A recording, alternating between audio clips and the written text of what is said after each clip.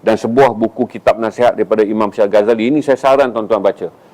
Supaya satu adalah kita faham macam ni. Ada satu makcik, dia masuk ke dalam TikTok bila saya kupas buku ni. Dia kata ambil dua-dua. Berarti hidayah Allah hanyalah kepada orang yang berusaha mencari hidayah Allah. Tapi dalam kepercayaan kita sekarang, kita kata hidayah Allah ni siapa saja boleh dapat. Tapi Imam Ghazali ketika ditanya oleh anak murid dia kekeliruan pada tahun 1096.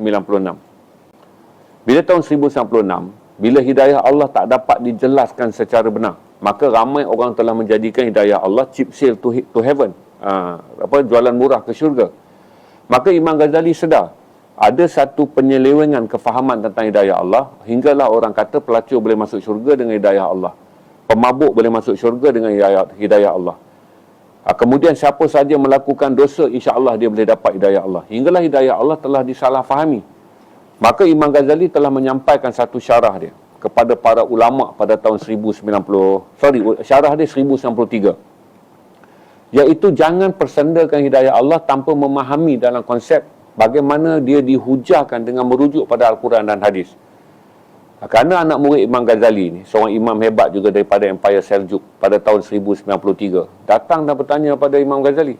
Sebahagian mengatakan datang dengan menghantar surat pada Imam Ghazali, bagaimana aku nak menjawab ketika orang mula bercerita hidayah Allah itu sama boleh jadi guide kepada orang yang mati mabuk, kita kena kata dia boleh saja dapat hidayah Allah. Orang hidup dalam dosa dan maksiat.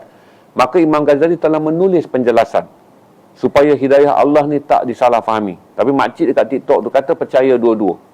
Saya nak jawab tak boleh dalam TikTok orang lain. Nak mengatakan makcik, Imam Ghazali menggariskan kepada kita satu cara yang dia telah menjadi imam besar. Ni adalah imam rujukan kita Ahli Sunnah wal Jamaah daripada aliran Asy'ariyah. Jadi kupasan ni. Jadi saya nak jawab, kata Imam Ghazali dah kupas 1000 tahun dulu kekeliruan kita tentang hidayah Allah. Di mana kita kata seolah-olah semua hidayah ni murah. Hinggalah kalau kita mabuk pun kita harap mati dengan hidayah Allah. Maka Imam Ghazali menjawabnya secara akademik berdasarkan Al-Quran dan hadis. Dalam ni saudara akan dapat penjelasan mudah Imam Ghazali.